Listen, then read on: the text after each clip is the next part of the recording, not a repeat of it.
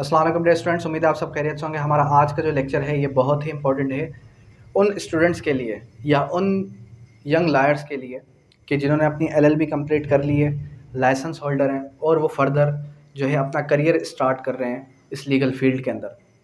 अब इस legal field के अंदर ऐसा क्या किया जाए कि आप ये कह सकें कि हमारी एक्सपर्टीज़ इसमें है। आल दो आप सिविल क्रिमिनल साइड पे जाते हैं, फैमिली साइड पे जाते हैं, तो आपको वही नॉर्मल प्रैक्टिकल चीज़ें देखने को मिलती हैं जो आप पढ़ के आ चुके हैं, या आपको कुछ और मज़ीद जो चीज़ें नज़र आएंगी वो तो आप लाइफ में कभी भी सीख सकते हैं। लेकिन करेंटली हमारे पास जो प्रैक्टिस कुछ ऐसी देखी गई जिसमें अक्सर स्टूडेंट्स ज़्यादा इंटरेस्ट ले रहे थे। कुछ ऐसा देखा गया जैसे कि आपका टैक्सेशन फील्ड हो गई, कॉरपोरेट साइड फील्ड हो गई। अब कुछ स्टूडेंट्स ने रिक्वेस्ट की कि सर आप इनके डिफरेंट जो है प्रैक्टिकल कोर्सेज स्टार्ट करवाएं, कि जिससे हमें ये पता चल सके कि इन कोर्सेज़ को अवेल करने के बाद क्या आया कि हम इस कैपेबिलिटी में आ जाएं कि अगर हम इंटेलेक्चुअल प्रॉपर्टी से रिगार्डिंग कोई केस हैंडल कर पाते हैं या नहीं कर पाते। कॉरपोरेट फील्ड में किसी स्टूडेंट्स का इंटरेस्ट है तो आया कि एसीसीपी की वेबसाइट में किस तरीके से हम अपनी कंपनी को रजिस्टर करवा सकते हैं। टैक्सेशन में, टैक्सेशन के अंदर भी फिर दो फील्ड है फर्दर, एक इनकम टैक्स डिपार्टमेंट, एक सेल्स टैक्स डिपार्टमेंट। तो उन दोनों से रिगार्डिंग भी हमें कुछ जो है मिल जाए, क्योंकि देखिए कुछ चीज़ें इंटरनेट पर अवेलेबल नहीं मिलती। कुछ चीज़ ऐसी होती हैं कि जिनके कोर्सेज अटेंड करने के बाद जिनके प्रैक्टिकल वर्क अगर मैं आपसे करवाऊँ तो उससे आप ज़्यादा सीखेंगे। बनिस्बत मैं ख़ुद आपको एक चीज़ समझाऊँ तो वो ज़्यादा बेहतर नहीं है मेरी नज़र में। प्रैक्टिकल वर्क अगर किसी स्टूडेंट को सिखाना है तो उसके लिए नेसेसरी यही है कि मैं उस स्टूडेंट से या मैं आप में से किसी एक यंग लायर से प्रैक्टिकली वो काम करवाऊँ। अभी फॉर एग्जांपल, अब एक एफआईआर कट गई। क्या कटी? एफआईआर कट गई। एफआईआर में ऑफेंसेस लगते हैं पीपीसी के सेक्शन 480, 481 और उसके अलावा 489। इसके अंदर पनिशमेंट्स भी हैं। अब ये बेल आप कहाँ से करवाएंगे?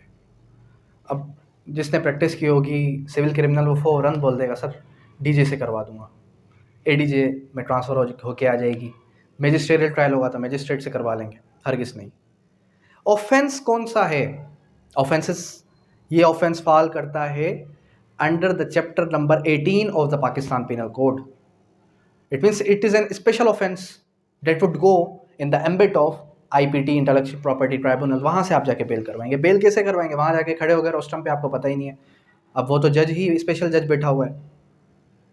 समझ रहे हैं बात को? तो आप केसला के साथ गए, किस तरीके से बेल को आर्ग्यू करना है, ये सारी चीज़ें हम आपको यहाँ पर सिखाएंगे।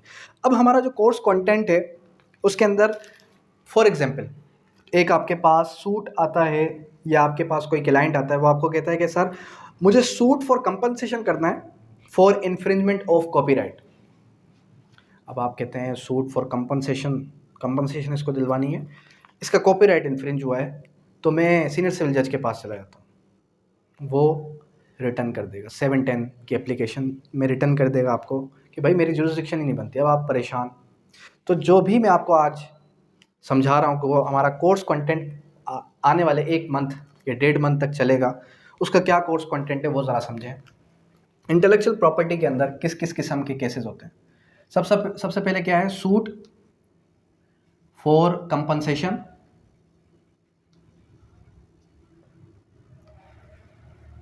For infringement of copyright. फिर आ जाता है हमारे पास नेक्स्ट सूट फॉर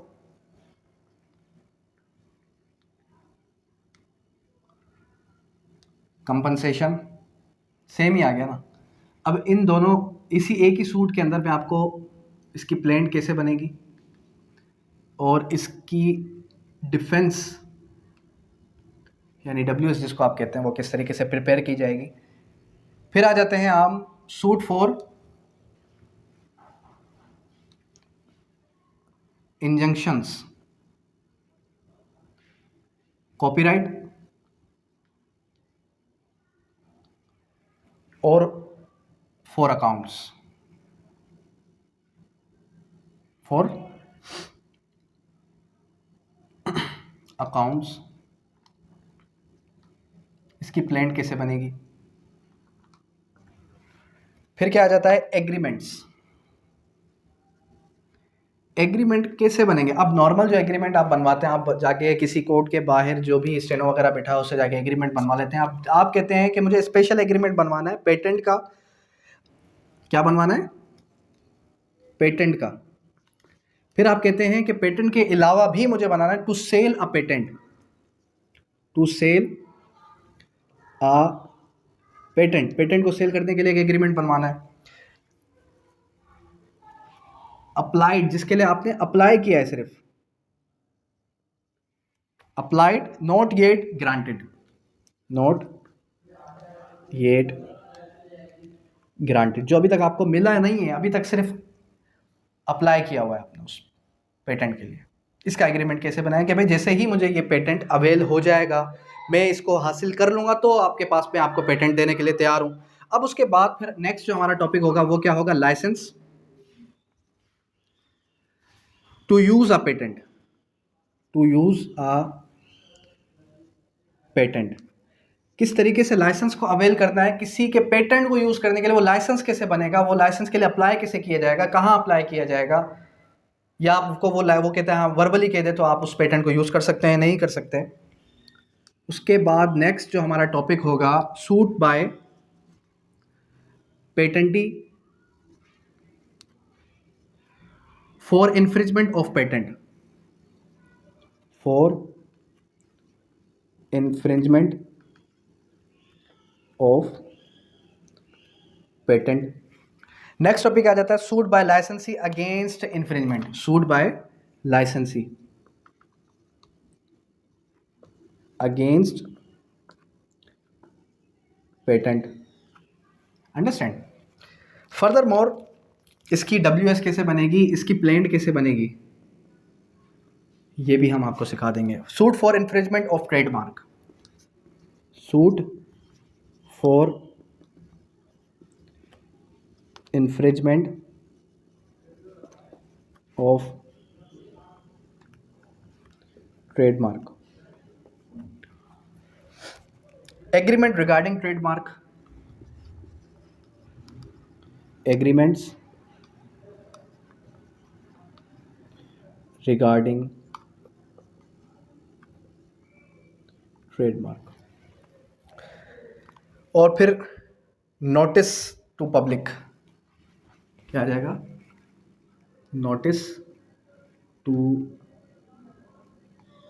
पब्लिक कैसे जाएगा, अगर आपने किसी का पेटेंट अवेल किया है या कोई भी इन्फ्रिंजमेंट हुई है। फिर ऑफेंसेस